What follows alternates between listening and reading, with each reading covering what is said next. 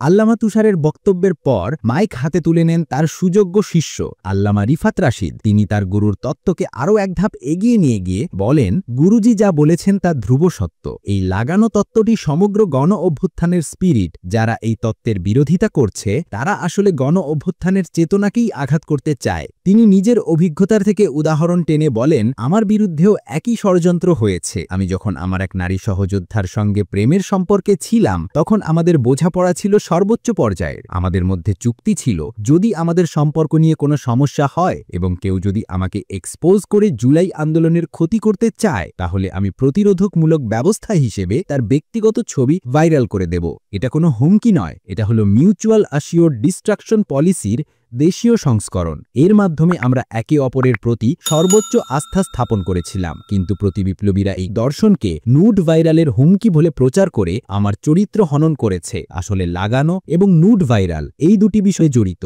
একটি সম্মতি আদায়ের গণতান্ত্রিক প্রক্রিয়া, অন্যটি সেই সম্মতি রক্ষার বিপ্লবী রক্ষা কবচ।